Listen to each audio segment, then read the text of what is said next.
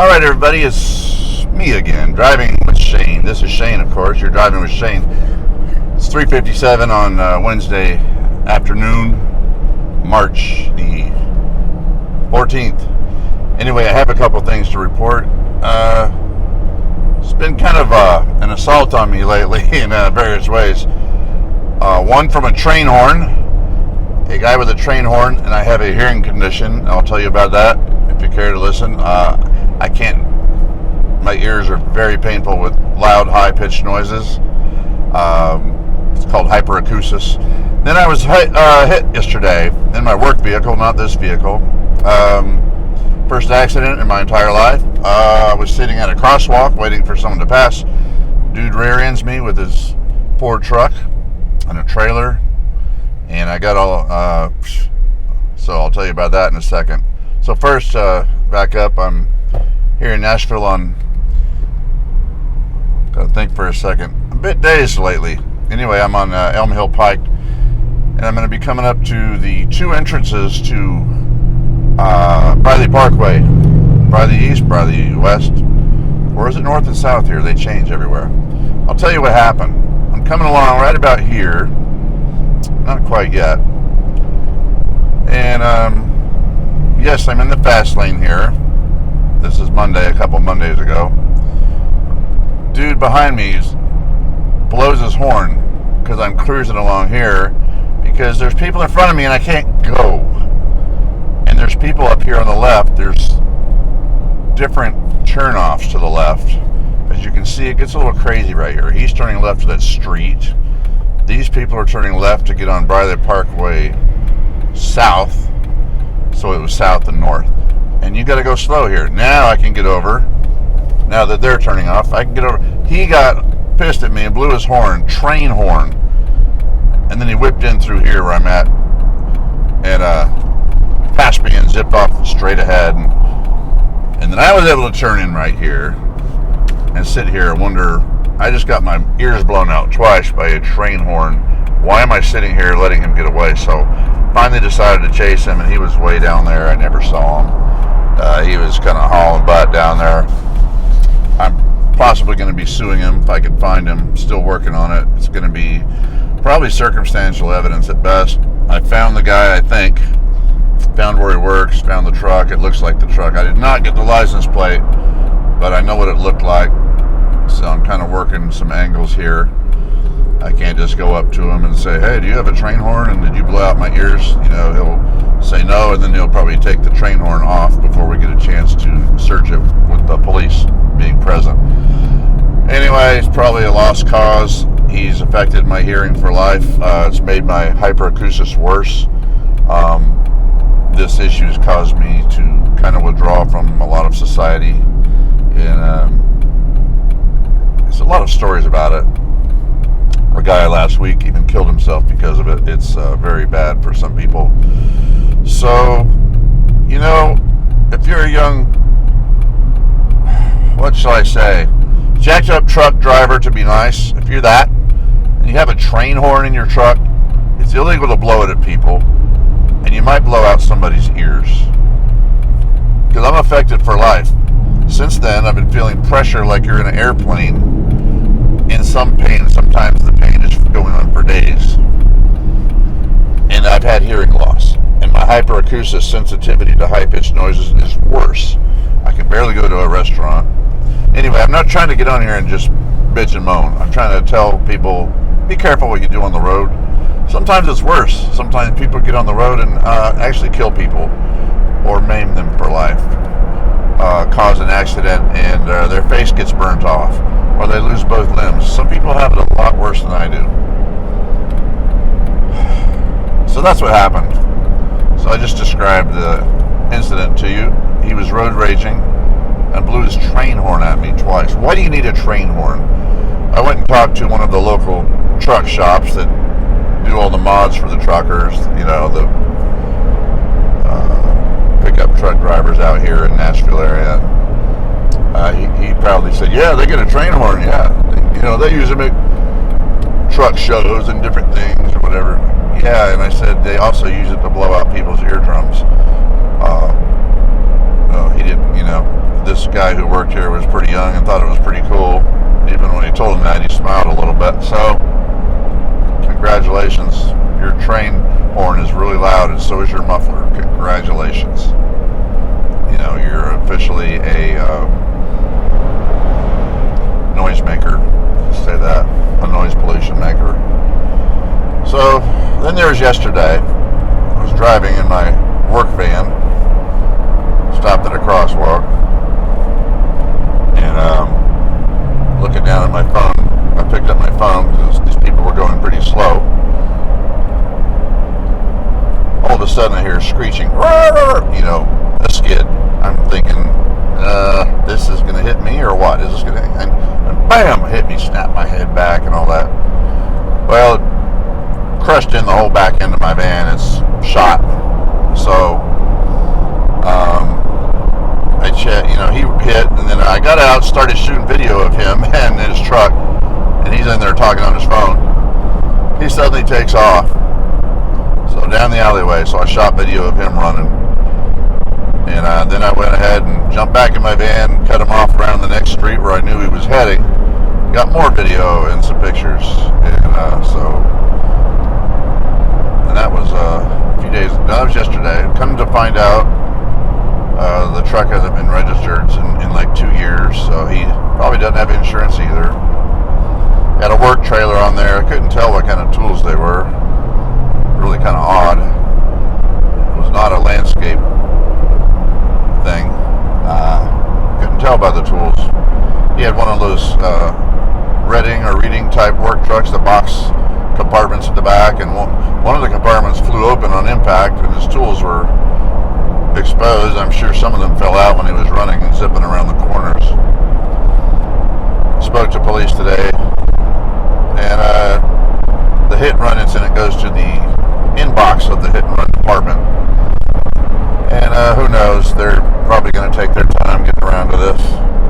I don't know how backed up they are, what their priorities are. I know if I hit and run somebody, guarantee you the police would be at my door in less than an hour.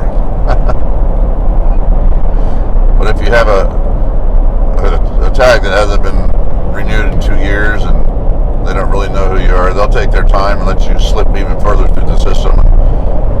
He's probably even replaced his front bumper by now that was damaged.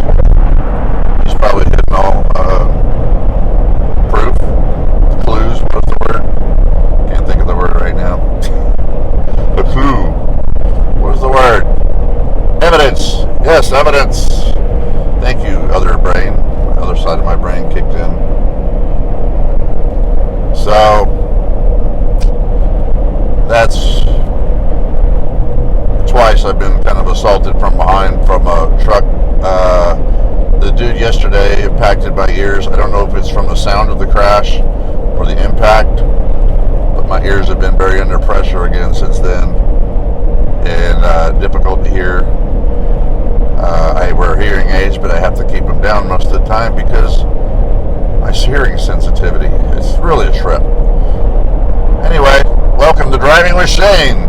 This is the most exciting episode yet. No, I'm sorry to just hit you with all this junk, but this is more of a documentary episode than anything, so I can get all of this on tape before I forget any details. I mean, I've already written a report for the hit and run yesterday and all that, but just want to make sure it's fresh in my mind, and you get to hear it. Aren't you happy? So, I'm always watching in my rearview mirror lately, which I always do anyway.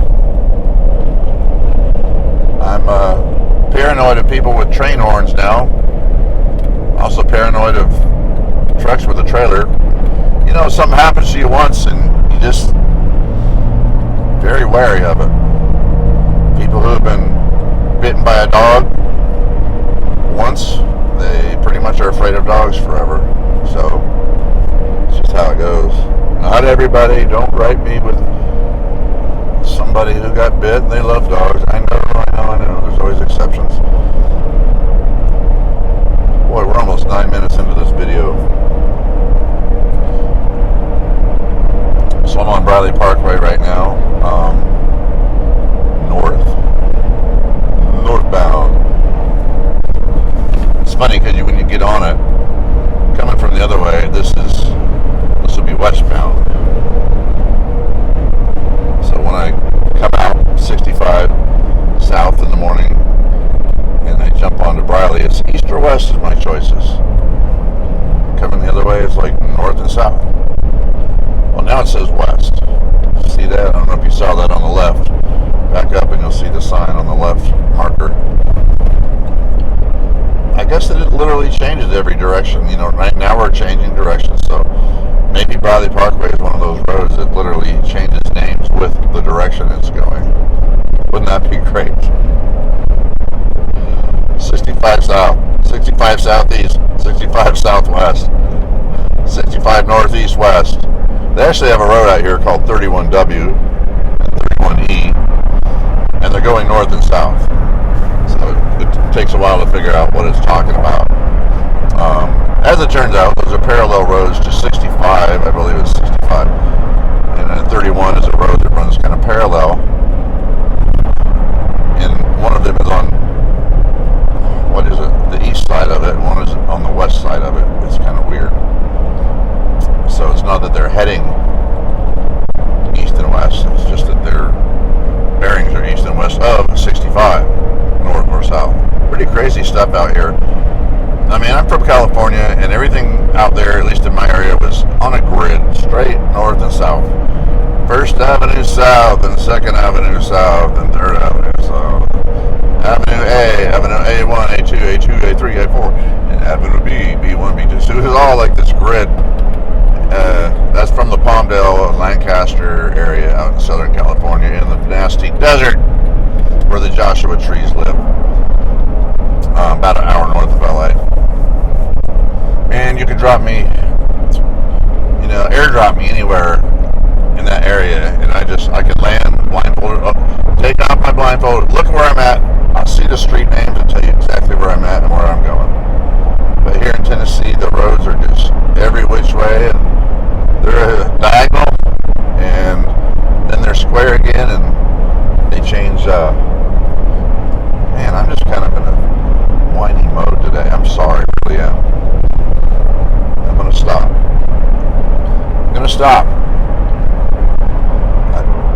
I had my life affected quite a bit lately, and I'm trying to get in a better frame of mind. So here we are coming up to 65 north. And I keep promising you guys I'm going to do more in-town, city traffic videos, which will be probably a lot more entertaining because there's a lot more to talk to. Every time you turn a corner and get on a road, there's something new and people doing crazy things. It's kind of just driving the interstate here. I see a lot of crazy things until I turn on the camera. It's like when I turn on the camera, all the drivers behave. Just magically, they behave. So there's nothing to report when I have the camera on. When the camera's not running, all hell breaks loose on the roads. You know how it is? I guess it's Murphy's Law. Your car misbehaves, your car's broken down, or it's not doing something right. You take it to a mechanic, and it acts right. It's like, I'd love to show you the problem with my car, Mr. Mechanic, but it's not doing it, man. Anyway, my band has a show tomorrow at a country club, and I've got to preserve my voice, so I'm going to quit talking here.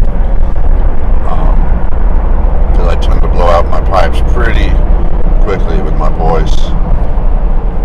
I project too much when I speak. Boy, when I go to watch a live band or something, and I'm talking to people next to me sitting there like, hey, I like the band, what do you think? You're yelling to get over, I blow out my voice usually in 5 minutes. 5 minutes. And it's all scratchy and sore, and I just have nothing. So I got to be careful not to do that here. I only sing a couple of lead vocals in my band. I sing a lot of background vocals. I play keyboards and guitar, about half and half, keyboards or guitar, depending on the song. We're doing Beatles tomorrow. We're doing America, the band America, Tin Man and Ventura Highway. My wife is singing some Fleetwood Mac and a couple from Blondie. And not Pat Benatar. We're doing The Pretenders with Chrissy Hine.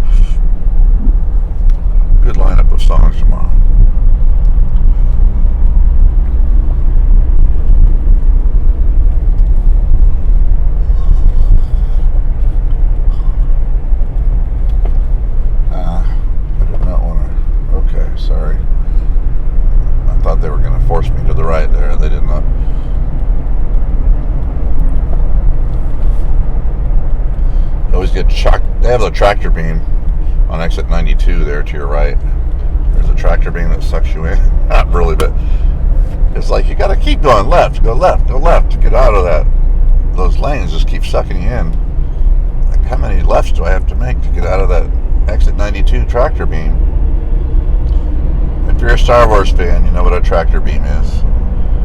It's a beam that attracts you and sucks you in like a magnet. And your spaceship is helpless, like a black hole kind of. It sucks you in.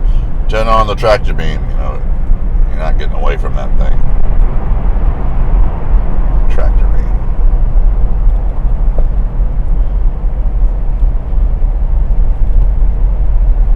MVL trucks.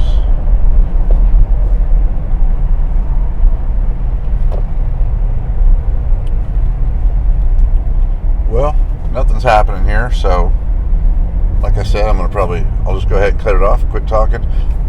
I'm going to make some city around town videos soon. It's going to be really great, trust me.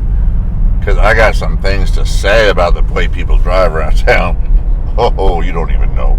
I got some stuff to say. And no, I'm not going to be yelling and ranting and all that. I'm just going to talk and describe things. It's going to be good. Hopefully my next video will be that. Alright, take care. Thanks for watching Driving with Shane. You may want to hit the like button, and hey, hit subscribe if you feel like it. That way you won't miss the city driving video that's going to be coming soon. It really is. Take care, y'all.